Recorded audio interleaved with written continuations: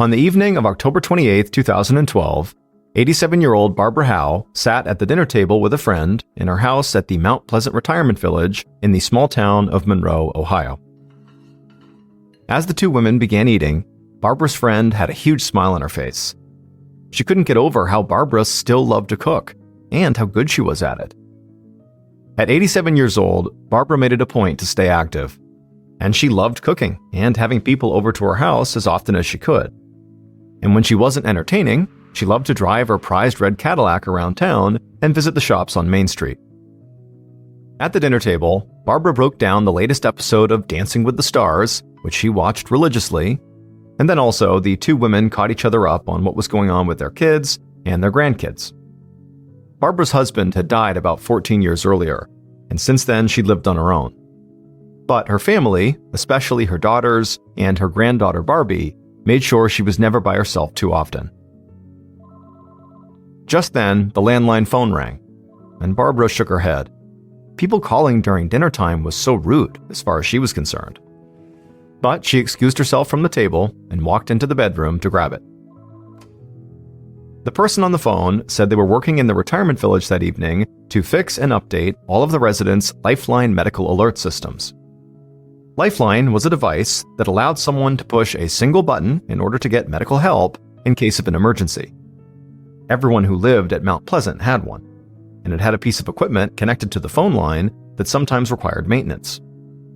Barbara thanked the Lifeline worker for letting her know, said she'd see them soon, hung up, and went back to the table. Barbara and her friend talked and ate a while longer, and then finished up their dinner. They made plans to catch up again the following week, said goodnight, and then Barbara's friend headed out. Barbara cleared the table and started cleaning up the kitchen right away. She'd been a neat freak her entire life, and she couldn't stand having any kind of mess or clutter in her house.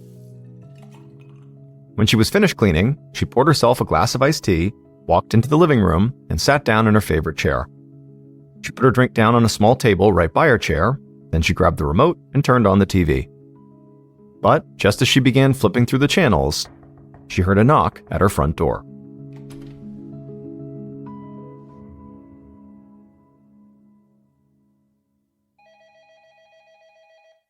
Two days later, on the morning of October 30th, Detective Greg Myers of the Monroe Police Department took a call at his desk. The woman on the phone quickly introduced herself as Donna Wesselman, and Detective Myers thought she sounded very frantic. Donna said she had plans to meet up with her mother, Barbara Howe, later that day, but she'd been trying all morning and she couldn't get a hold of her. And this was not normal. Her mom always answered her cell phone, or at least called back within a few minutes. Donna said she talked to family and her mother's closest friends, and nobody had heard from Barbara in over a day. And her mom was 87 years old, so she was really worried that she might have fallen down in the house, gotten hurt, and now couldn't call for help. Detective Myers got Barbara's address and told Donna to meet him there. He would do a wellness check on her mother and make sure everything was okay. After Myers hung up, he headed right out to his car. As a veteran detective in a small police department, he was used to handling all kinds of cases. The Monroe PD didn't have things like missing persons or homicide divisions, so the few detectives on the force had to jump in wherever they were needed, including wellness checks like this one.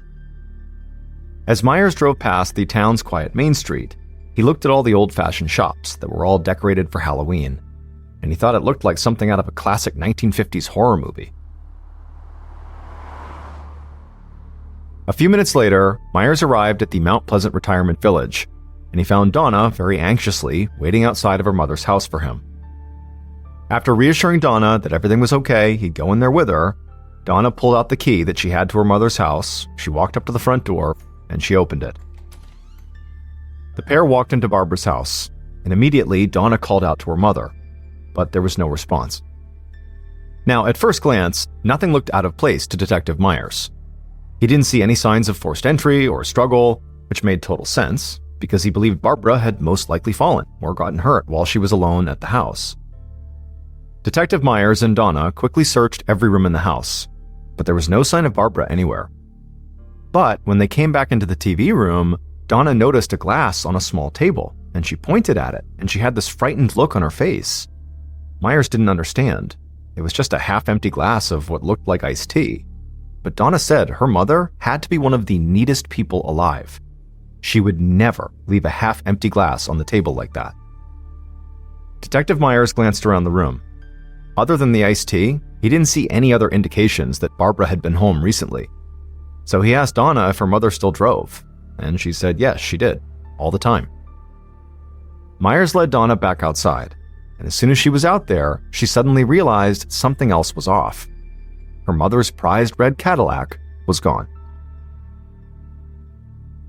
Detective Myers quickly shifted his focus from the house to the missing car.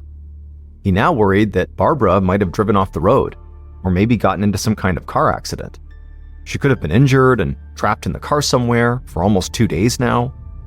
He told Donna to go home and wait for his call. In the meantime, he'd issue a BOLO, a be on the lookout call, for Barbara's red Cadillac. This would go to law enforcement departments all over the area. Myers got in his car and immediately called in the BOLO. He also reached out to the Ohio State Police, because he knew his department just did not have the resources to carry out a full-scale search for Barbara. And since she'd possibly been missing now for almost 48 hours, he needed all the help he could get, and he needed it fast.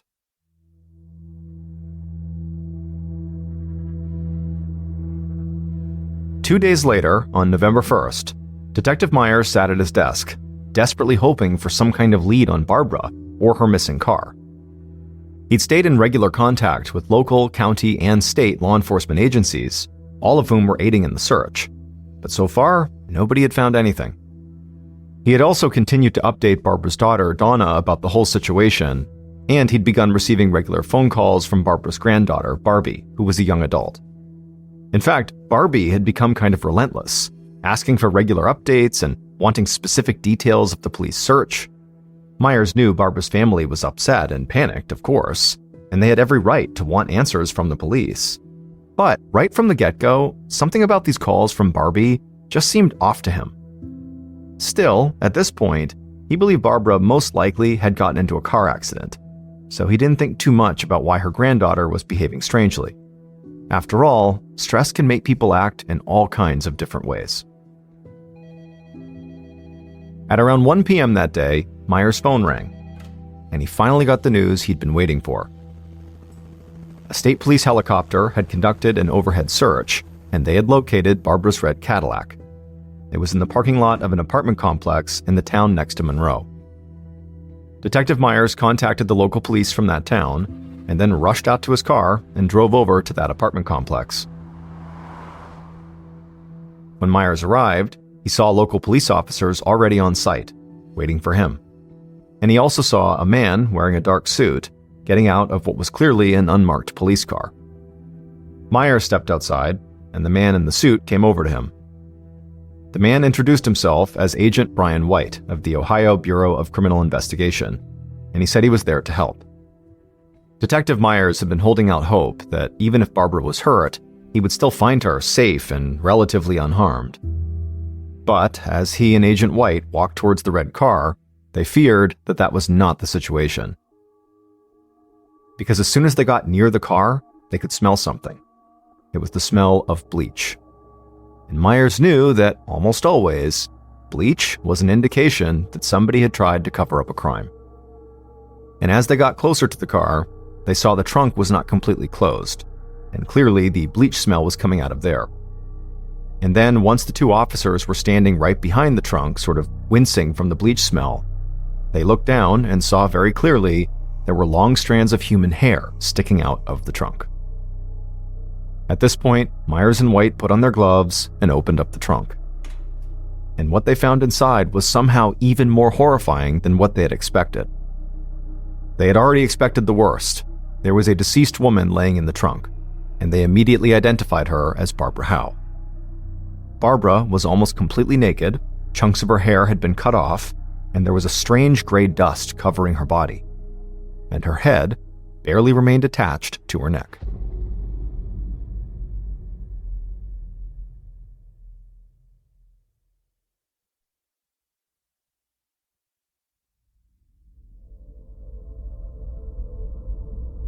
Police immediately began searching the Cadillac and the surrounding area.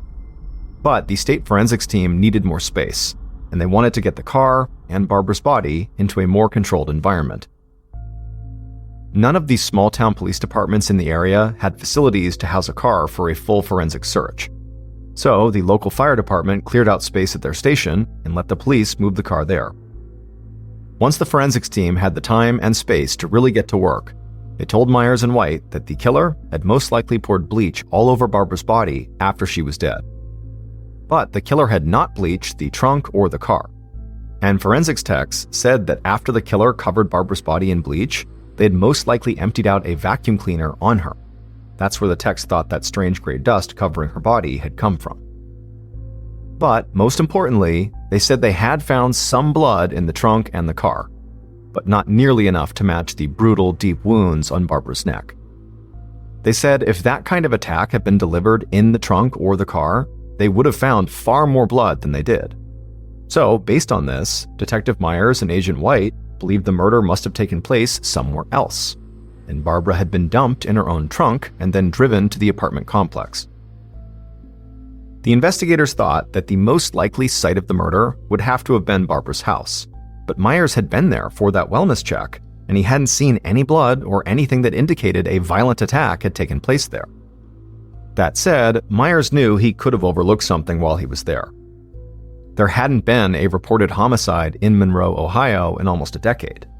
So when Myers had gone to Barbara's house, the thought that Barbara, an 87-year-old woman who lived in an upscale retirement village, had been brutally murdered there had not really even crossed his mind, so he wasn't really looking for indications of a murder. So, Myers and Agent White gathered up a group of Monroe police officers and Ohio State troopers and went back to Barbara's house to conduct a much more thorough, full-scale search. Later that evening, now almost 4 full days after anyone had seen Barbara alive, Myers, White, and their team walked through Barbara's house, and nothing new really stood out. There still didn't appear to be any signs of forced entry or of a struggle of any kind. Detective Myers also found jewelry boxes that were filled with what looked like really expensive rings and necklaces just laying out in the open in Barbara's bedroom. And it didn't look like anyone had touched Barbara's high-end TV or any of the other electronics in the house. So it definitely did not appear like someone had come to burglarize the house. And even though Barbara's daughter had talked about how clean her mom was, a glass of iced tea on a table was not enough to prove that something bad had happened there. So Myers and White started to think that they would have to expand their search across Monroe and the nearby towns in order to find the location where Barbara had been killed. But as they were getting ready to pack up and leave Barbara's house, they both noticed something at the exact same time. The heater came on in the house, and they could feel the heat coming from the floor. This meant that there were pipes under the floor that were heating the house. And they knew there had to be a way for maintenance workers to get to those pipes if they needed repairs. So Agent White called out to the team on site and said they needed to search the house for any place that might provide access to the pipes under the floor. And within a couple of minutes, a state trooper shouted for White and Myers, and they rushed through the house, and they found him inside of a utility room just off the kitchen. The trooper pointed to the floor, and Myers and White looked at each other and then bent down, because they saw a wooden panel that almost completely blended in with the floor, and they realized this was actually the entrance to a crawl space. They lifted up the wooden panel and they looked inside. And right away, both men felt a mix of excitement and horror. There, in this tiny crawl space, they saw a rug that was covered in blood, and there was blood spatter all over the floor and the sides of this crawl space. Late that night, after forensics techs had collected blood and possible DNA samples from the rug, the crawl space, and throughout the house, Myers and White laid out a plan. They knew that a group of trained law enforcement officers, including both of them, had searched this house and almost left without finding the entrance to that crawl space. So they didn't believe that Barbara's killer was just some random person who just happened to stumble upon that hidden panel in the utility room floor. Instead, they were sure that her killer must have had intimate knowledge of the layout of the house. And for Myers and White, only a limited number of people could fit the bill. staff members and maintenance crew who worked at the retirement village, and Barbara's close friends and family. Agent White had the resources at his disposal to track down and interview everyone on staff at Mount Pleasant. So Myers, who was well respected in the local community, would handle speaking to Barbara's friends and family. And Detective Myers knew who he wanted to start with, because he lived by a simple adage when it came to police work. If there's a fire, and someone watching that fire burn wants to know all the details about how it started and how it spread, there's a good chance that person may have started the fire. And Myers thought the same went for violent crimes. And there was one person who had wanted all the details about Barbara's disappearance and the police investigation from the very beginning: her own granddaughter, Barbie.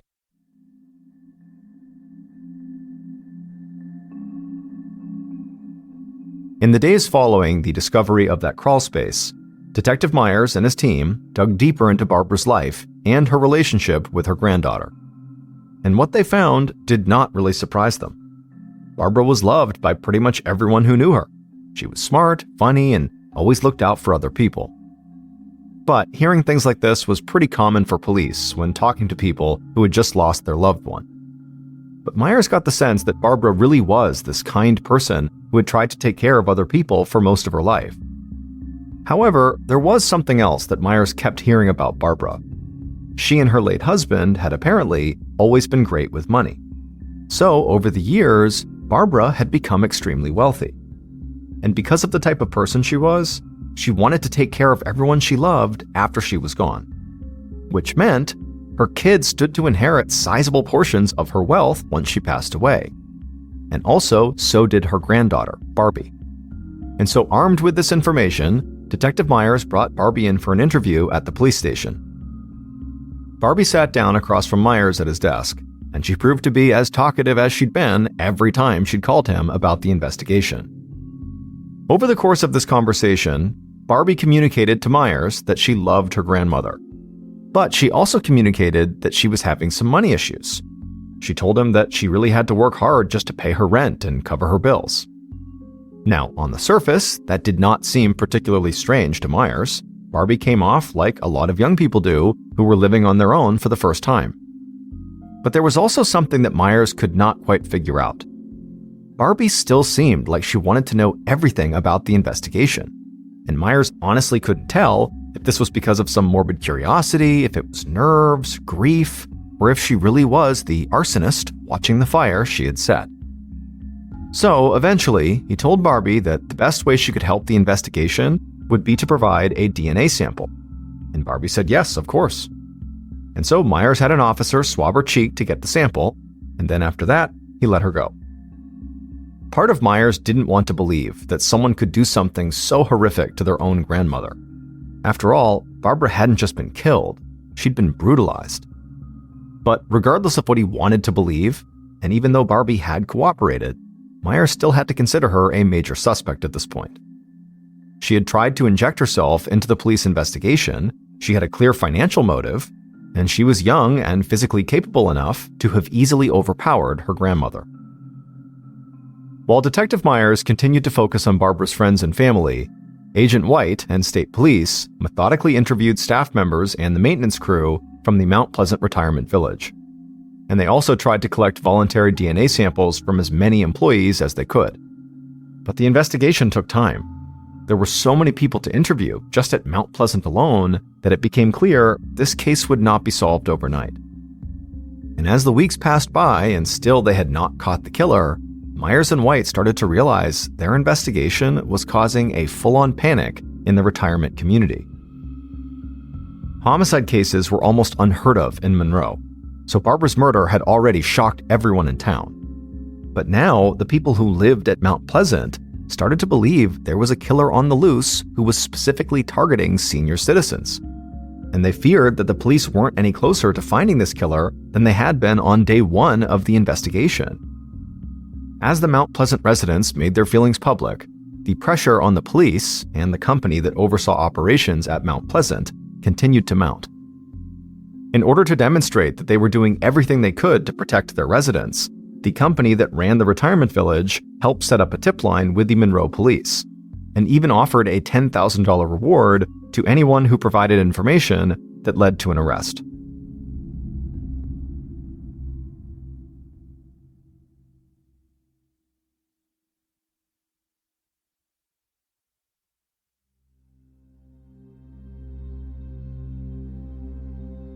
On December 7, 2012, so almost a month and a half after Barbara's murder, an officer ran into Myers' office with an excited look on his face. The officer told him there was someone on the tip line, and this guy had a bizarre story that Myers needed to hear right now. And so Myers picked up the tip line, and he heard the sound of a man who had a strong Kentucky accent. The man told Myers that he had no idea if his story would actually help the police, but something had happened over a month ago that he just couldn't shake. The man said that he lived in a small Kentucky town about 150 miles away from Monroe. And not long after Barbara Howe's murder, his brother, a man named Danny French, had come to see him. And Danny had acted really strange, almost like he was saying goodbye for the last time. Now, this conversation with his brother had been disturbing enough on its own, but it was not why this man had called the tip line. The reason he had called the tip line was there was something else about his brother that was off when he had come to say this goodbye. The man said his brother had been wearing a Mount Pleasant Retirement Village sweatshirt. Detective Myers asked the man where his brother was, because he wanted to speak to Danny right away. But the man said this is actually where things got even weirder, because soon after their conversation, his brother Danny had disappeared. Immediately following this call, Myers met with Agent White, and they reached out to local police in the Kentucky town where the caller lived. But after weeks of searching, the police couldn't find the man's missing brother, Danny French. But then, on January 18, 2013, so 2.5 months after the murder, Detective Myers got a call from the cops in Kentucky. They said they had found Danny French, and apparently he'd been living in the woods for months. Myers got in his car and sped across the state line into Kentucky to the local police station where the cops had brought Danny. Danny was big and very intimidating looking. He had long gray hair and a huge gray beard, and he certainly looked and smelled like he'd been living outdoors for months. But it wasn't really Danny's appearance that shook Myers the most. Instead, it would be what Danny talked about. When Myers asked him about Barbara Howe, Danny said he didn't know her and had nothing to do with the murder. But when Myers asked him why he'd gone to live in the woods, Danny got this glazed look in his eyes, and he started talking about how the woods were a fantasy world and a place where people transformed into different things. Myers and Danny continued talking, and basically the conversation went in all sorts of different directions, into bizarre things that at times Myers just did not understand at all. It sort of seemed like Danny was sort of unhinged. But by the end of their discussion, despite the bizarreness of what they were talking about, it was clear Danny had to know something about what happened to Barbara. Myers just knew it. So when Myers left the station, he got assurances from the local police that they would keep close tabs on Danny. Still, as strange as all this might be, there was nothing actually tying Danny directly to Barbara's murder. So Myers returned to Ohio with another potential suspect, but no evidence. This had also been the case with Barbara's granddaughter Barbie and several of the Mount Pleasant employees who Agent White had interviewed. All good suspects, but no evidence. Investigators also received DNA test results of samples taken from multiple suspects and attempted to try to match them to samples found at the crime scene. Now, these results did eliminate some suspects, but they did not conclusively point to a killer. And soon, with no new evidence coming in, the investigation started to grind to a halt. Months passed, then a year went by with very few new leads. Myers and White still believed they had a few strong suspects here, but the evidence just wasn't strong enough to make any arrests. And so Barbara's case basically went cold.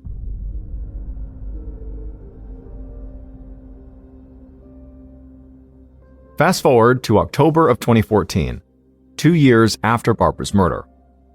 Detective Myers sat in his office at the Monroe police station working on a different case. Now, he'd not given up on finding Barbara's killer, and both he and Agent White had continued to follow any potential leads. But Myers still worked for a small department, and so other cases did need his attention. Just then, Myers heard someone yelling his name. and then he looked up to see an officer rushing into the office with a grin on his face, and he handed Myers a piece of paper. Myers looked at the paper and saw a bunch of dates, times, and some handwritten notes, and then he asked the officer, what is this? Why are you so excited about this? And the officer said a lead in the Barbara Howe case that Myers had asked him to pursue had paid off. And this sheet of paper was a copy of the schedule that Barbara's cleaning woman had kept.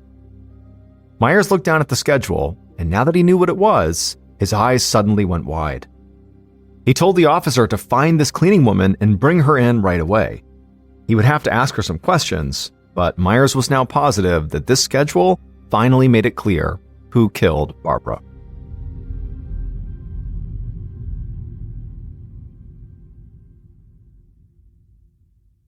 Based on information from Barbara's cleaning woman, DNA test results, and evidence collected over the course of the entire investigation, the following is a reconstruction of what police believe happened to Barbara on the night of October 28th and the early morning of October 29th, 2012.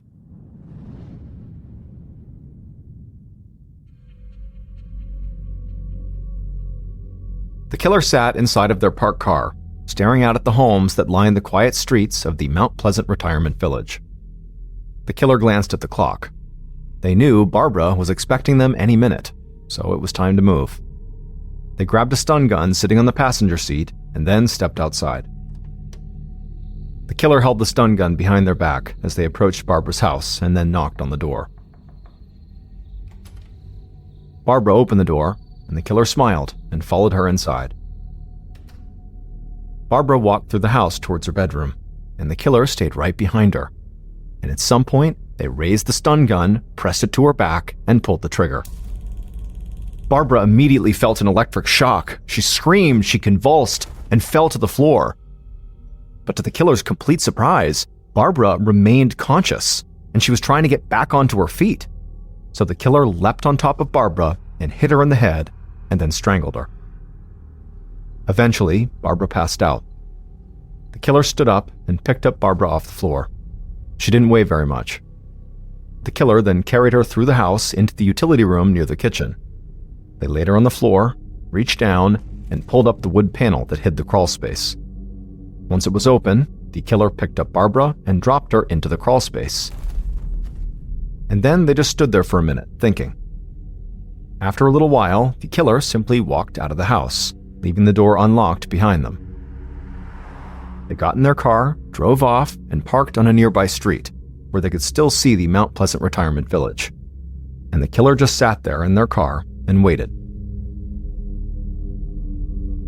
Hours later, after midnight, the killer saw that almost all the lights in the retirement village had now gone off. It seemed like most residents were now asleep. So, the killer grabbed a long, sharp knife they had left on their floorboard, stepped out of their car, and quickly walked back to Barbara's house. The killer walked inside and went right to the crawl space. They looked in, and Barbara still lay there. She was unconscious, but breathing. The killer got on the floor, leaned down into the crawl space, grabbed Barbara by the hair, and slit her throat. Blood splashed onto the walls of the crawl space, but the killer didn't stop. They kept slicing and cutting Barbara's neck until they had almost decapitated her. Finally, the killer relented and stood up. They grabbed a small rug from the kitchen and slid it into the utility room. They reached down, lifted Barbara out of the crawl space, and dropped her lifeless body onto the rug. But as they did that, they realized that drool from their mouths had dripped and fallen into Barbara's hair. So they took the bloody knife and cut off that chunk of her hair. Then, for the next several minutes, the killer remained in the utility room with the body, living out their wildest and most grotesque fantasies. But at some point, the killer panicked, as if they had just realized they might be leaving traces of their own DNA on Barbara's body. So they ran to the cabinet under the kitchen sink and grabbed a bottle of bleach. Then they ran back to the rug, took off Barbara's clothes, and poured the bleach all over her. Then they grabbed a vacuum cleaner that was in the utility room, opened up the bin, and dumped the dust onto Barbara's body. Finally, the killer grabbed Barbara's keys from the kitchen counter, rolled her up in the rug, and then carried her outside. In the darkness, the killer used the keys to pop open the trunk of Barbara's Cadillac. They dumped her body inside the trunk, but kept the rug. They slammed the trunk door, not noticing part of Barbara's hair was sticking out and that the trunk did not close all the way. The killer ran back into the house, threw the bloody rug into the crawl space, and covered the space up with the wood panel. Then they ran back outside, locking the door behind them, got into Barbara's car, and drove to an apartment complex in a nearby town. Once there, they abandoned the car and walked down a dark street to a large store that was open all night. From there, they called a cab, got a ride back to a spot that was not far from where they had left their own car. They walked back to their car, got in, and then sped across the state line into Kentucky.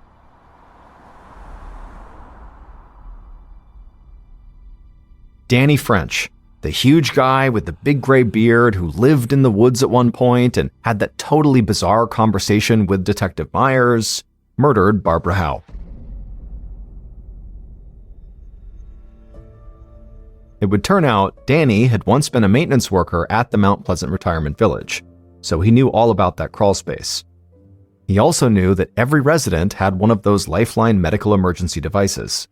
So, on the night of the murder, he called 3 women at Mount Pleasant, posing as someone who was there to fix their Lifeline devices. And Barbara was the only one who said he could come by that night to fix it. And as soon as Barbara opened up her door and let Danny into her home, he carried out his plan. From the moment Detective Myers met Danny after he'd been pulled out of the woods for his interview, he had suspected Danny was the killer. Danny told Myers the woods were his fantasy world. But the more he spoke, the more it became clear to Myers that, in reality, Danny just had a lot of fantasies, and some of them were very dark and violent. After multiple meetings over several months, Myers convinced Danny to provide a DNA sample, and it would turn out Danny's DNA matched samples found inside of Barbara's house. But there was a problem. Danny had been a maintenance worker, so he'd been in that house many times, which could explain why his DNA was there. It was not until police got in touch with Barbara's cleaning woman that they realized there was no way Danny's DNA should still be in her house, because Barbara's cleaning woman kept a detailed schedule. It had dates and times, and she liked to list all of the work she had done on those dates and times. And so police knew that Barbara's house had been cleaned thoroughly many times since Danny had stopped working at Mount Pleasant, which meant if his DNA was there now, he must have murdered Barbara. In addition to that, police found security camera footage at that store where Danny had called the cab on the night of the murder, and the cab driver was able to identify him. Danny was arrested, and he would eventually confess. He was sentenced to life in prison without parole. On Sunday, January 13th, 2008, Rhonda Smith sat in the back pew of the historic Trinity Lutheran Church in tiny Springfield Township, Pennsylvania, doing her best to try to stay calm. The 42-year-old choir singer knew that her pastor, Greg Shreves, would soon call her up to the pulpit to speak, so she was keeping a close eye on him, waiting for his signal. The winter sun streamed in through the stained glass windows of the 18th century sanctuary, and the rays caught the minister's beautiful pale blue eyes.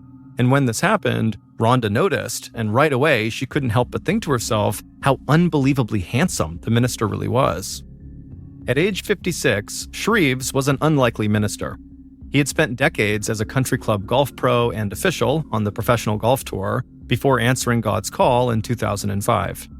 Shreves was more than 6 feet tall and very fit, and he had blonde hair that was still visible amongst his grays. And he was single. Now, Rhonda was not romantically involved with her minister. To her mind, it was just more of an intimate friendship. But she was deeply touched by everything the minister had done for her. On this particular Sunday, as Rhonda sat nervously in the pew, Pastor Shreves announced that a fundraising campaign he had launched to help Rhonda with her expenses had brought in $3,000. Then Pastor Shreves gave the signal to Rhonda for her to come up and say a few words. And so when Rhonda stood up and began walking towards the pulpit, the 100 or so people in the pews immediately began to applaud and cheer as she walked towards the front. By the time Rhonda was standing at the pulpit next to Pastor Shreves, she was totally embarrassed, but also very touched. Rhonda had actually asked Pastor Shreves for this opportunity to thank the whole congregation, but now that she was actually up there, she was shaking with anxiety. She looked over at Pastor Shreves, who nodded warmly to her, as if to say, "You can do this." So Rhonda took a deep breath, and then she began to speak. She would tell the members of the church that in the 2 years since she had been attending Trinity Lutheran, she had felt welcomed with open arms. This really felt like her home. Rhonda's voice broke as she admitted to the struggles in her life, struggles that many in the congregation already knew about. Rhonda was unable to work full-time because of her battles with mental illness, which had driven her at times to thoughts of suicide. She had been in danger of being evicted from her apartment because she couldn't afford her bills when Pastor Shreve stepped in and began raising money for her. Rhonda tearfully said she owed a debt of gratitude to everyone in the sanctuary as she looked out at all the beaming faces. Out in the crowd was Judy Zellner, a 60-year-old grandmother who was Rhonda's best friend at church. Judy had actually introduced herself to Rhonda on the very first day that Rhonda had shown up at Trinity. And in no time, they were having lunches together like old pals. There was also Mary Jane Fonder, who was also out in the pews, and she was a singer in the choir with Rhonda. Mary Jane was 65 years old and very eccentric. She often wore a wig, sometimes backwards, but she was so kind. One time, when Rhonda was not feeling very well, Mary Jane had baked her a blueberry pie as a way to cheer her up.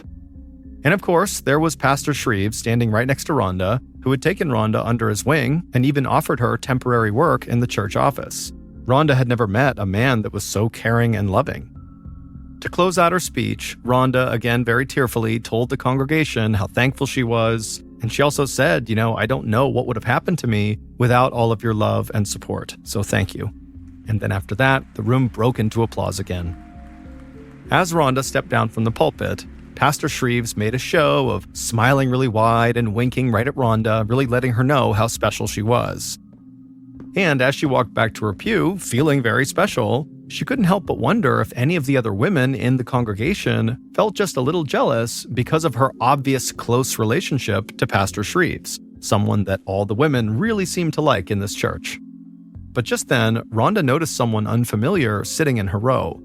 The man had a gray beard, messy hair, and he wore glasses.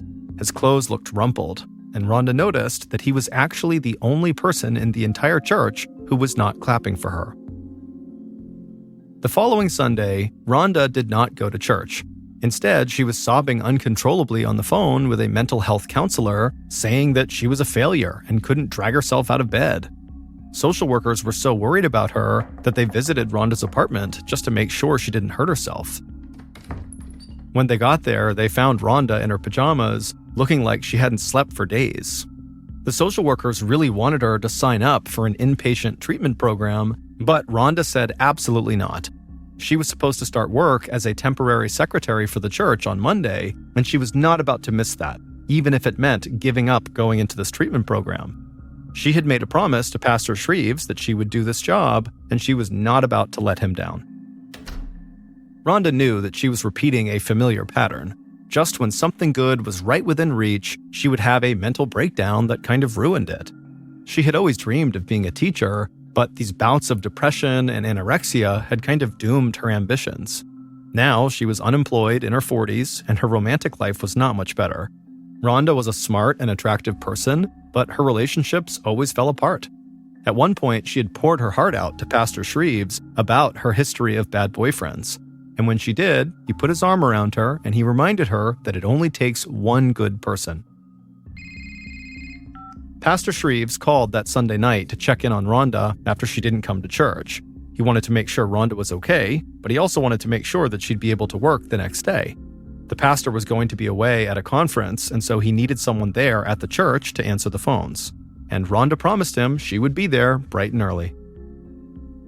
By Wednesday morning, so 3 days into her temporary job, Rhonda had learned the routine of her new job, but it was making her lonely. From 9 to 5 every day, Rhonda was supposed to sit in this little plain office inside of the church and just wait for the phone to ring. With Pastor Shreves gone, she was the only person in the church, so she had no one to talk to while she worked and way too much time to think about her own problems. But on this Wednesday, she did her best to cheer herself up by reminding herself that she had a date that day after work. He was a nice man that she'd met in a bipolar disorder support group, so maybe he would understand the ups and downs of her life. But right now, the end of the day when that date was going to start seemed really far off to Rhonda.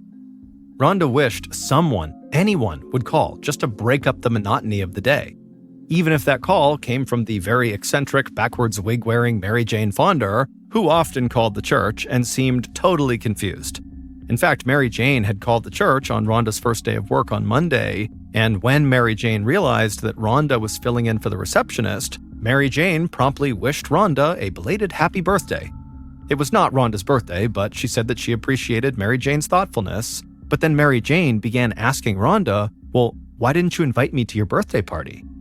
Rhonda had said there was no party, but Mary Jane just did not believe her. Rhonda had finally made an excuse to get off the phone.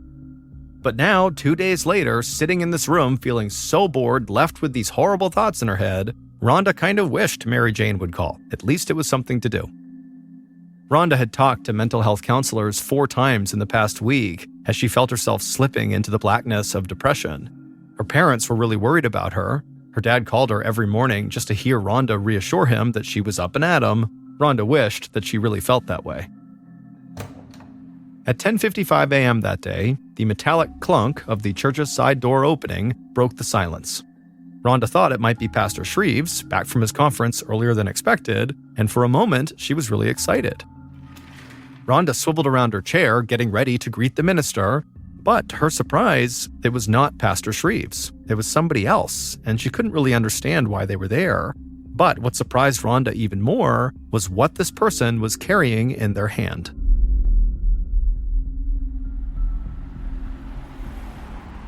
Two hours later, at 1 p.m., Judy Zellner, who was Rhonda's best friend at church, parked outside of Trinity Church and stepped out of her van into the crisp winter air. Judy had long ago lost her tolerance for cold days like this, and so she made a beeline for the church building. Judy fumbled for her keys, eager to get inside of the warm building. She glanced into the ground floor window of the church offices, but didn't see anybody inside. Judy was the sexton of this church, which, she would joke, was a fancy way of saying she was the cleaning lady. And on this day, that was why she was at the church, to clean it. When Judy finally found the right key and put it inside the lock, she was surprised to find the side door of the church was actually already unlocked. Springfield Township was a community of only 5,000 people with very little crime, but the policy was, on weekdays, the church doors were supposed to be locked. But regardless, Judy stepped through the door and began to peel off her coat, and as she did, she looked up and noticed the door that led into the office where Rhonda was working was open. Judy walked over and stuck her head in the door and called out hello, but nobody called back. So Judy opened the door the rest of the way and she looked into the office, but there was no one sitting behind the desk, there was nobody inside the office, and she was about to leave and go walk around the church to find where this mystery person was who had unlocked the side door, when Judy spotted something just on the side of the desk inside of this office. It was somebody's foot. Judy at first didn't even know what to do, but then instinct took over and she rushed around the desk and she looked down and she could not believe what she was seeing. There was a woman laying face down in a pool of blood that had totally saturated the carpet beneath her. The woman's long brown hair was all matted red, and the side of her face that Judy could see was totally destroyed. It was like a shattered mess of flesh and bone. But whoever this woman was, she was still breathing. Judy could see her chest rising and falling. Judy wanted to roll this person over and try to perform CPR, but she could tell the woman's injuries were just too severe for her to help.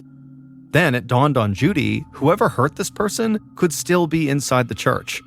And so Judy snatched the church's cordless phone off its cradle and ran outside without her coat. Standing in the parking lot, freezing cold and shaking with fear, Judy dialed 911. When the dispatcher answered, Judy blurted out that somebody was attacked inside of her church. Paramedics and a state trooper arrived a few minutes later, and Judy showed them to the church office where she had found the woman on the ground.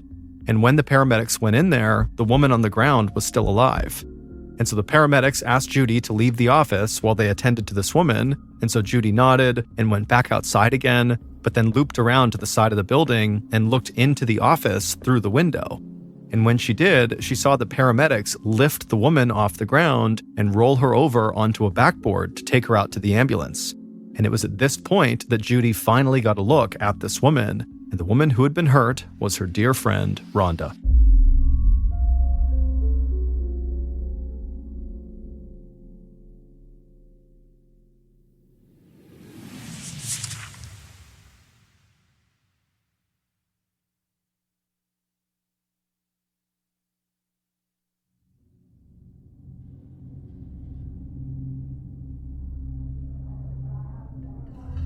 17 miles away, Pennsylvania State Trooper Greg Stumpo was eating lunch at his favorite Italian restaurant when he got a call from dispatch. A woman had been apparently shot inside of the Trinity Lutheran Church, and she was barely clinging to life, and so could Stumpo report to the scene.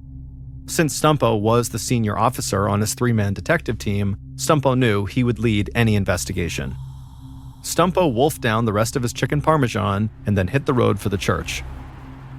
Even though he had been a detective in rural Bucks County, Pennsylvania for almost a decade now, Stumpo really had never gotten to investigate many murders. Springfield Township itself had seen only 2 murders in the entire last 2 decades, and so Stumpo felt a big rush of adrenaline as he drove. By the time Stumpo arrived, the church was already crawling with police looking for physical evidence from the shooting. So Stumpo walked up to one of the other troopers and asked where he could find the woman who made the 911 call, Judy. The trooper immediately turned and pointed out to an idling van out in the parking lot. So Stumpo walked over and he knocked on Judy's window, which totally startled Judy. Judy had been sitting in her vehicle with the windows up, heat blasting, staring straight ahead, so shocked she couldn't even muster any tears. But she turned and looked over at Stumpo, and in his suit and tie, he did not look like a state trooper, and he very likely could tell that's what she was thinking, and so he reached down and picked up his badge and flashed it to her to show her who he was. At that point, Judy lowered down her window, but stayed in her van as she described for Stumpo what happened when she walked inside of the church. She would tell Stumpo that when she first walked into the office, the woman on the floor was so bloody and mangled that Judy didn't recognize that it was her good friend Rhonda. And Judy said at first she was positive this woman on the ground was dead, but then she realized her chest was rising and falling, and so she was still alive. Judy couldn't understand why anybody would want to hurt her friend Rhonda. Judy described Rhonda as being very sweet and shy, with kind eyes and a warm smile. She said the two of them had hit it off immediately when they first met, and they had become very close friends, despite the 20-year age difference between them. But Judy also told Stumpo that Rhonda had a dark side too.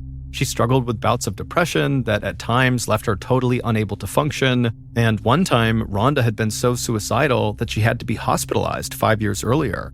And Judy said, lately it seemed like Rhonda was slipping back into a depression. Stumpo was expressionless as he listened to Judy, but inside, based on what she was saying, he was beginning to wonder if maybe this was an attempted suicide rather than an attempted murder. But there was an immediate complication to that theory. Police had not recovered a weapon. If Rhonda shot herself, shouldn't the gun be right there at the scene? Maybe even still in her hand? After speaking with Judy, Stumpo went back inside the church and over to the church office where Rhonda had been found. And when he went in there, he noticed there was now a black tape outline of where Rhonda's body had been, and it was on this part of the rug that was now totally covered in blood. Stumpo got down on his hands and knees to see if maybe there was a gun under the desk or some of the other furniture nearby, but there was nothing. And then an idea occurred to Stumpo. Did someone help Rhonda shoot herself, perhaps disposing of the weapon for her afterwards? He went back outside to Judy's van and asked directly if she removed a gun from the office. Judy was totally offended at the very idea. She had been careful not to disturb anything. But while Stumpo was inside, Judy said she had thought of someone that police might want to speak with. Judy said she recalled a very unkempt-looking stranger who had come to their church earlier in January when Rhonda had stood up before the congregation, and that was the first time that Judy had ever seen this guy. Judy said that on that day, as the donation plate was passed around, she overheard the stranger say something about how this church would be a good place to rob. Judy had not taken this comment seriously, but now she wondered, did this man shoot Rhonda while he was attempting to rob the church? Stumpo took down Judy's description of this man and figured it was possible that the stranger had come back to the church to rob it.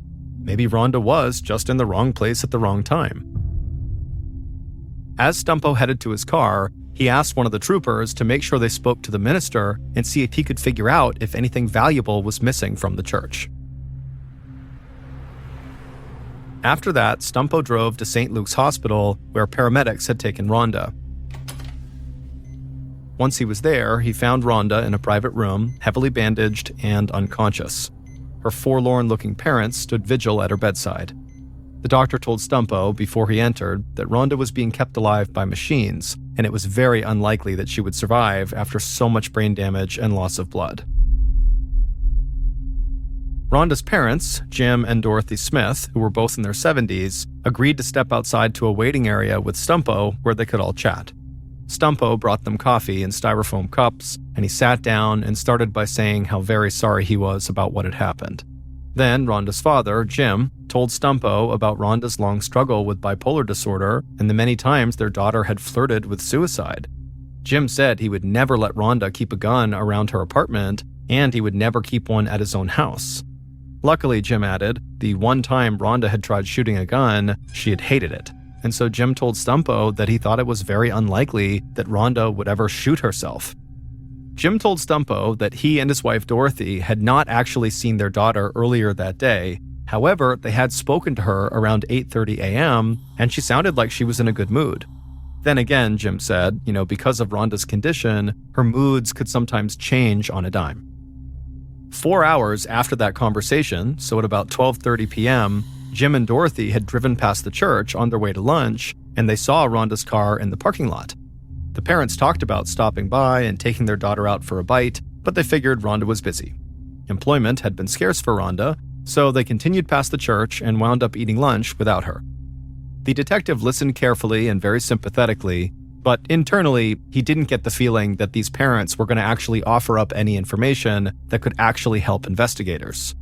But at the end of the conversation, Jim said something somewhat off the cuff to Stumpo that made Stumpo pause. Jim said that he prayed his daughter had not tried to kill herself. He and his wife were very religious, and they believed anybody who even attempted suicide faced eternal damnation, and so they couldn't bear such a fate for their beloved child. As the parents got up to leave, Jim told Stumpo that he really hoped investigators would not find a gun at the church. Jim's parting remark left Stumpo wondering whether they were telling the truth when they said they did not stop at the church on the way to lunch. Maybe, he thought, they walked into the church only to find their daughter lying on the floor from a self-inflicted gunshot wound. The parents could have mistakenly believed their daughter was already dead, and maybe they took the weapon from the scene so it didn't look like a suicide. Stumpo knew this idea was a total long shot, but it was too early to rule out anything. Just as Stumpo was about to walk out the front door of the hospital, he spotted a tall, middle-aged man with a priest collar in the hospital lobby. The man dabbed at his eyes and composed himself before pressing the elevator button. Stumpo walked over to him and asked the man if he was Pastor Shreves from Trinity Lutheran. Shreves nodded and said he was on his way up to minister to Rhonda's family. Stumpo asked him if he wouldn't mind speaking to him for a couple of minutes, and Pastor Shreves agreed. Shreves was so anxious to get up to Rhonda's bedside that he could barely sit still while the two men talked. Shreves said, he blamed himself for what happened because he had not been at the church to protect Rhonda. The pastor admitted that he really didn't know what he was going to say to Rhonda's parents when he got up there, or what he was going to say to the congregation. Despite his age, Shreves had only just graduated from the seminary 3 years earlier. Before that, he was competing in golf tournaments, and so nothing in his limited experience as a minister had prepared him for something like this.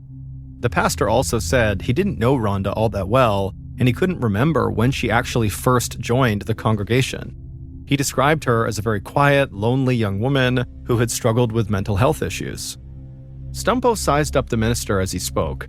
The man was very handsome, as Judy had mentioned to Stumpo, but what really stood out to Stumpo was not this guy's good looks, but the fact that he did not see Rhonda as a close friend. He actually said, he was not that close with her. Judy had told Stumpo that Rhonda saw the pastor as a very dear friend and mentor.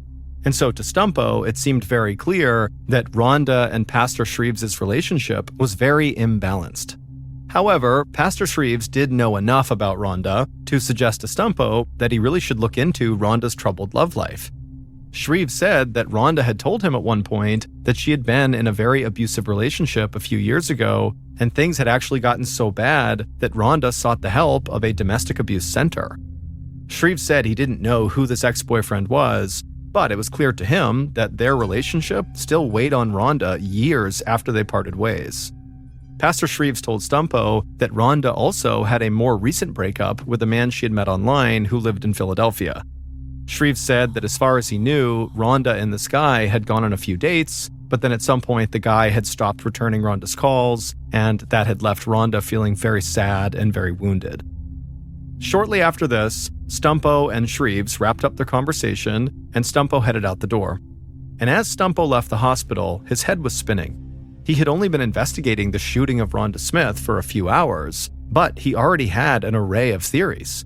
Did she shoot herself? Was she caught up in an armed robbery? Was she a victim of an abusive former boyfriend? He couldn't prove or disprove any of these. 2 hours later, around 6 p.m., Stumpo got a phone call from another detective, and they told him that Rhonda Smith was dead. Her parents had asked the doctors to take her off life support when it became clear she had absolutely no brain activity. And so the case now was no longer an attempted suicide or murder, it simply was a suicide or a murder. Rhonda was supposed to go on a date on the night that she died, and so Stumpo wasted no time figuring that out and then tracking the date down. The man's name was Gregory Danisavage, and Stumpo found him at his house just before 8 p.m., and he was still dressed in slacks and a blazer for his date that would never happen. Gregory said he was supposed to pick up Rhonda at her apartment at 6 p.m., but she didn't show, and she didn't send him a message to explain. And so he had sat outside in his car for a while, and then finally just went home, hoping that nothing had happened to her. Unfortunately, Stumpo said, something had happened to her, but he wouldn't provide any details. Stumpo asked where Gregory had been late on Wednesday morning, and he had a ready answer. He said he was taking care of his mother as she recovered from surgery. Now seeming a bit nervous, Gregory told Stumpo that the last guy Rhonda had been dating might have wanted to harm her. And so he said, Rhonda feared that that guy was just using her for sex, and so she had tried to slow the relationship down. But when she did that, the guy basically stopped calling her, at which point Rhonda began calling him, but he never picked up. Stumpo thanked Gregory for the tip, and then he left. However, when Stumpo followed up on Gregory's tip about this previous guy who Rhonda had been seeing, who apparently was just using her for sex, well, Stumpo quickly determined that it was a total dead end. The guy's name was Ray Finkel, and he would tell Stumpo that he had only gone on 4 dates with Rhonda, and he had stopped calling her really just because her house was too far away. Finkel said he was working all day Wednesday, the day that Rhonda was killed, and he had the security card check-in to prove it. As Stumpo ended the call with Ray Finkel, he was thinking that neither Gregory nor Ray even knew Rhonda well enough to want her dead. These were not exactly torrid love affairs. However, the abusive ex-boyfriend that Pastor Shreves had warned about turned out to be a much darker story. A social worker at the domestic abuse center that Rhonda had called said that Rhonda had accused this man of sexually assaulting her 4 years ago and getting her pregnant. Rhonda eventually got an abortion, but the social worker said that Rhonda was haunted by the experience. Then the social worker said that as part of Rhonda's therapy, she kept a journal of her relationship with her abuser. And so the social worker told Stumpo that maybe that journal would give investigators the information that they needed. Rhonda's parents gave Stumpo the spare key to their daughter's apartment. And then when Stumpo went into the apartment, inside of a desk drawer, he found all these yellow legal pads that were filled with Rhonda's writing. And the writing included all the intimate details of her past relationship with this man who had hurt her so badly. They painted a picture of a very unhappy romance, one that continued even after she accused this man of abuse. But Rhonda indicated in her more recent entries that she had not had any contact with this guy for 2 whole years. And so this abusive boyfriend really seemed like a bad person, but he didn't really fit the profile of Rhonda's murderer because he had not interacted with her in years. And so Stumpo now understood why people said Rhonda was unlucky in love, but so far, nothing in her past seemed to add up to a motive for murder.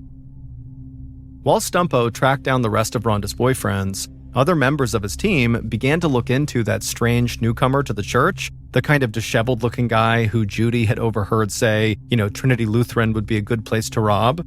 Well, despite having a great description of this guy within 24 hours of the shooting, he was about 5'10", he wore wire-rimmed glasses and had scraggly salt and pepper hair. Despite having this description, none of the state databases of criminals and people on parole or probation contained anyone who looked like this stranger. Now, of course, Stumpo didn't just rule him out as a potential suspect simply because he couldn't find him, However, at the same time, the whole robbery idea just seemed kind of unlikely to Stumpo. Pastor Shreves had told Stumpo that the church rarely had any cash inside, and the pastor actually looked all around the church and couldn't find anything missing following the shooting. So if Rhonda really was the victim of a robbery gone bad, then why wasn't anything stolen? And so 2 days into this investigation, and Stumpo had almost nothing to show for all his effort. He wasn't even sure if he was investigating a murder or a suicide.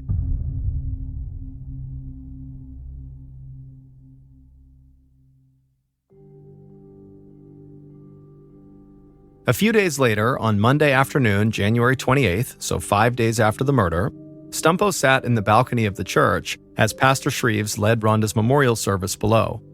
More than 250 people had packed into the church to show their love for Rhonda. Stumpo looked down and saw Rhonda's parents sitting in the front row, and as he did, he considered the possibility that, the parents had covered up their daughter's suicide. It seemed extremely unlikely, but it was still possible. Then Stumpo scanned around the rest of the teary-eyed parishioners and thought to himself, if Rhonda did not kill herself, then the culprit was probably in this room. After the service ended, Stumpo waited for the crowd to thin, then he asked Pastor Shreves if he had a few minutes. Shreves walked Stumpo out of the church and across the parking lot to the small ranch house where he lived. As they reached his porch, Stumpo noticed an apple pie sitting in front of the side door to the house, but Pastor Shreves was not happy about this pie. As soon as he read the note that was sitting on top of the pie, Shreves expressed his irritation. He explained to Stumpo that one of the members of the church would often leave food for him, even though he had asked her to stop. Stumpo asked Shreves who this woman was, and Shreves would say her name was Mary Jane. The same Mary Jane who was very eccentric and wore her wigs backwards, and at one point had actually baked a pie for Rhonda. Shreves would say, Mary Jane was a member of the church's choir and she was a talented artist whose paintings hung on the walls of the church, but he said, I think she has a crush on me. And as the pastor talked, Stumpo remembered how people at the church said there was like this running joke that, Pastor Shreves was single and handsome, and basically all the women who went to this church had crushes on him, and some of them liked to bring him unsolicited gifts like food. And so Stumpo was pretty sure that Rhonda Smith must be one of these admirers, just like Mary Jane was, and, that was probably why their relationship seemed so imbalanced, with Rhonda looking at the pastor as this mentor and close friend, and the pastor basically being like, yeah, I know Rhonda, she's nice, but that's about it. Over the next few days, the events on the morning of the shooting became increasingly clear as investigators talked to more people and collected records. On the day Rhonda died, she had called a mental health crisis line from the church just after 10 a.m., saying she felt suicidal. Then at 10:55, she stopped using the church internet service, suggesting she was either shot right before then or right after that point. And so in Stumpo's mind, it was easy to imagine a desperate, lonely person making one last call for help before just ending it all. But then, on January 30th, Stumpo received the autopsy report. Sitting at his desk in the police barracks 15 miles from Springfield Township, Stumpo marveled at what he read in the report. It didn't solve the case by any means, but it did make one thing clear. This was no suicide. The medical examiner found that Rhonda had been shot twice. The first bullet glanced off her forehead, while the second round penetrated her skull. What's more, the shots were fired from 3 or 4 feet away, suggesting that the shooter was on the other side of the desk from Rhonda. The coroner said Rhonda's head had none of the tiny burn marks that are associated with shots fired at extremely close range, like a suicide gunshot would be. And so Stumpo concluded that, while Rhonda may have been depressed, she certainly did not pull the trigger to end her own life. She was definitely murdered. About a week later, on the evening of February 6th, Stumpo and another investigator named Bob Egan arrived at Trinity Lutheran Church just before 7 p.m. when choir practice was about to begin. One of the few members of the church community they had not spoken with yet was Mary Jane Fonder, though they had heard a lot about her. Mostly that she was very eccentric, wore her wig backwards sometimes, and periodically dropped off pies for the pastor and for Rhonda. And so Stumpo and the other investigator walked into the church, and right away they spotted Mary Jane along with the other members of the choir getting ready to start their practice, and the investigators flagged Mary Jane and asked her to come with them so they could talk to her in a side room. But as they were walking over to this room, Mary Jane said to them that she had actually been meaning to reach out to them because she had spoken to Rhonda a couple of days before she was killed. Mary Jane said she had called into the church and was surprised when Rhonda answered and not the normal secretary. But Mary Jane said she had actually just taken the time to talk to Rhonda because Mary Jane had been worried about Rhonda's state of mind, like many other people in the church were. And so Mary Jane told the investigators that Rhonda apparently had such a crush on Pastor Shreves that at least to Mary Jane, it seemed like it was clouding her judgment. And the example that Mary Jane gave to show this was she said the minister had organized a birthday party for Rhonda just before her death, and Rhonda had not invited Mary Jane to attend, even though in Mary Jane's eyes, they were close friends. And so it just seemed like Rhonda was being weirdly protective of Pastor Shreves and didn't want other women there. Mary Jane would also tell the investigators that she was just too upset to even attend Rhonda's memorial service, but she had baked a pie for Rhonda's parents and visited with them after the service. Then Detective Egan asked Mary Jane point blank, did she own a gun? And Mary Jane kind of laughed and said no, and she wouldn't even know how to use one. So the detectives thanked Mary Jane for her time, and then she turned and headed back over to choir practice, and the detectives walked out of the church feeling like they were no closer to solving this crime. But having now met Mary Jane, she seemed less like this totally eccentric, weird person that people had made her out to be, and more just like a very harmless old lady. The following day, February 7th, Stumpo learned that the state police were reassigning the other two detectives in his unit to other cases that weren't even murders. Stumpo knew what that meant. His bosses were losing confidence in his investigation because he was not making enough progress. And so now the Rhonda murder investigation was down to just him and Detective Egan, who was on loan from headquarters. And as weeks passed by, still with no breakthrough, Stumpo began to worry that they might never solve this crime. But Detective Egan, who was a veteran homicide investigator, kept saying that you never know when a hot tip will come in the door. And that's exactly what happened on a cold and windy morning on Saturday, March 29th, nearly 9 weeks after Rhonda's murder. 6 miles from Trinity Lutheran Church, a man and his 8-year-old son were fishing in Lake Nakamixon under the bridge that runs across it. At some point, the boy noticed something shiny in the muddy, shallow water at the lake's edge. He pulled what looked like a toy gun out of the water and showed off his trophy to his dad. But when the boy's father took a look, he realized his son was not holding a toy, it was a real gun. The father snatched the revolver from the boy's hands and immediately popped open the cylinder and shook the weapon to make sure it was not loaded. 3 live rounds fell into the mud, plus the casing from a bullet which had already been fired. The boy's father called the state police barracks where Stumpo worked to report that his son had found a loaded gun in the lake, and the man wondered what he should do with it. The trooper who answered this phone call, whose name was Andrew Mincer, had been the first police officer on the scene at the Rhonda Smith shooting, and he immediately thought of the missing weapon from that crime. Mincer asked the father for the serial number on the gun, and after he got it, he told the father to hang onto the gun and give it to nobody else until he, Mincer, could get there to pick it up. As soon as Mincer hung up the phone, he ran the serial number through the National Crime Information Center, and in minutes, he learned who the Rossi .38 revolver was registered to. Stumpo was in the police barracks when this call came in, but he was down in the locker room thinking about how little time he had spent with his 5-year-old son lately. Police work was literally taking over Stumpo's life, and he had so little to show for it. Stumpo was about to head home when his cell phone rang. The call was coming from within the station he was standing in, and so Stumpo sighed at the thought of even more police work to do. But the instant Stumpo answered, Mincer, who was very excited, told him that a little boy who had been fishing out in Lake Nakamixon had just found a .38 caliber revolver, just like the one that had been fired at Rhonda Smith. Mincer said the gun was purchased in 1994, 14 years before Rhonda's murder. But despite being a bit old and having been in the water, it still appeared to be in working condition. And so Stumpo suddenly felt totally energized, and he couldn't help but think, this sounds like we have just found the murder weapon. The next day was a Sunday, but the ballistics expert at the state trooper barracks happened to be in the crime lab that day working on another case.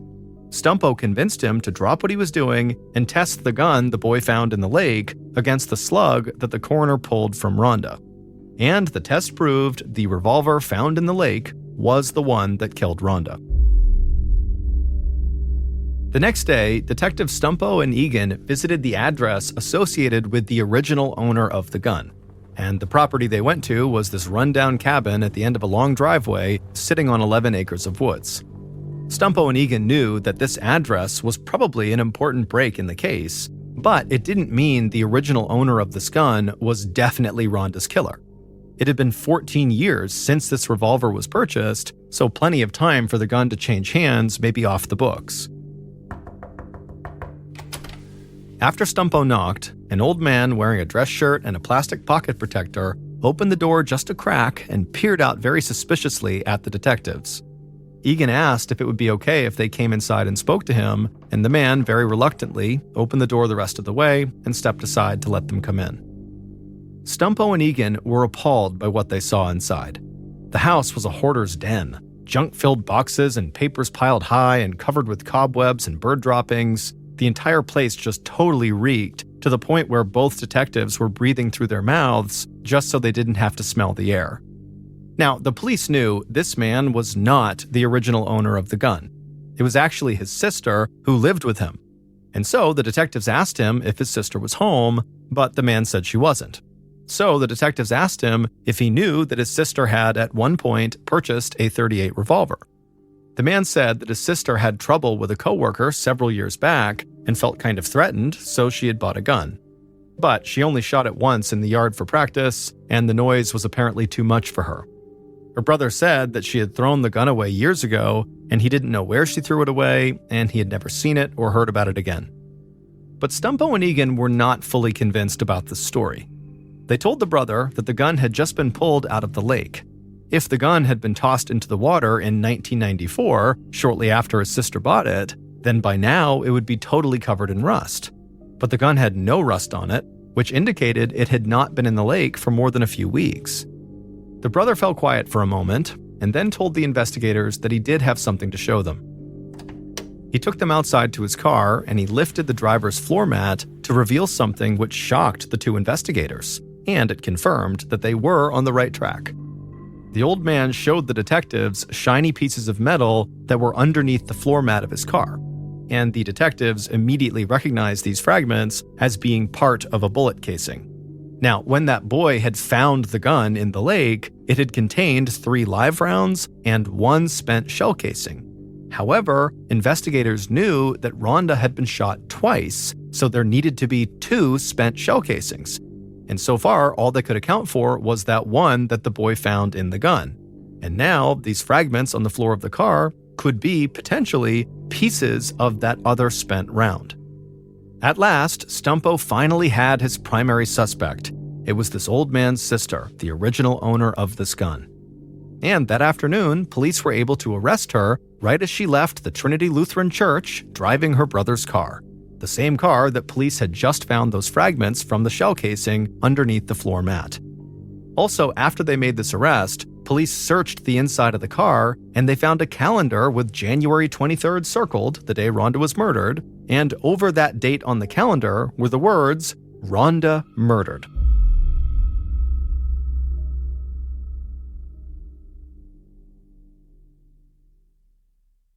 Based on Stumpo and Egan's investigation, here is what really happened on January 23rd, the day Rhonda was murdered.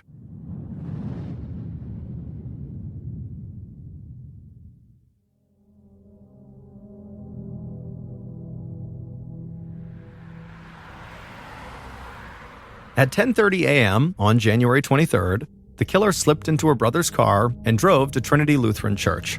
She pulled into the parking lot, and as she did, she looked over at the first-floor office window, and she saw Rhonda sitting inside. The killer got out of the car, walked up to the side door of the church, they unlocked it, and went inside. Once inside, the killer looked around the building and determined that Rhonda was the only person inside. The killer then walked over to the church office where Rhonda was. She went inside, and as soon as she did, Rhonda's face lit up with recognition and a smile, until Rhonda noticed the revolver in the killer's hand. Seconds later, the killer raised the gun, aimed it at Rhonda, and fired. The shot struck Rhonda right in the forehead, knocking her off her chair and onto the floor. The killer rushed around the desk and stood over Rhonda, and right away they noticed the bullet had only grazed Rhonda's forehead. And so with Rhonda writhing in pain on the carpet, the killer backed up a couple of feet and then raised their gun again, aimed it at the side of Rhonda's head, and fired. And this time, the bullet went right into Rhonda's head. Satisfied that Rhonda was now dead, the killer casually left the church and drove to a hair appointment. After the detectives questioned her in connection with the murder, the killer got nervous and decided to get rid of the gun. So the killer borrowed her brother's car, drove 6 miles to that bridge that crossed over Lake Nakamixon, and the killer tossed the gun out the window without even stopping. And then, a month later, the boy and his father would find the gun. It would turn out the original owner of the gun and Rhonda's murderer was none other than the eccentric, backwards wig-wearing, apple pie-making Mary Jane Fonder. Mary Jane did not see Rhonda as a desperately lonely, depressed person on the brink of suicide. Instead, she saw Rhonda as this pretty young thing who was competing with her, Mary Jane, for the affection and love of Pastor Shreves. Mary Jane was convinced that Rhonda and the pastor were having this romantic love affair, even though they totally were not. In Mary Jane's mind, she believed that she and Pastor Shreves had this undeniable chemistry, and they were meant to be together. And she was sure he felt the same way, even though he repeatedly asked her to stop calling him and to basically leave him alone. The last straw for Mary Jane had been when the pastor had raised money to help Rhonda out, and then got the whole congregation to clap and applaud for her when she was up there speaking. No one ever helped out Mary Jane when she lost her job and needed money, and Mary Jane had been a member of the church for 14 years. Compared to her, Rhonda was a newcomer. So Mary Jane killed Rhonda out of spite and jealousy, and with the hope that once Rhonda was out of the way, Mary Jane would have the pastor all to herself. All of this was obviously delusional, but Mary Jane believed it. And it would turn out this wasn't the first time Mary Jane was connected to a suspicious death. Back in 1993, her 83-year-old father disappeared. Mary Jane, who was his caretaker, claimed that he walked out of the house and never came home. Now, at the time, police did suspect that Mary Jane had killed her father and either completely destroyed his body or managed to hide it really well. And Mary Jane, she remained under suspicion for this death, but police could never prove it. In the end, Mary Jane would be convicted of murdering Rhonda, and she would be sentenced to life in prison. However, she would die in prison only 10 years into her sentence.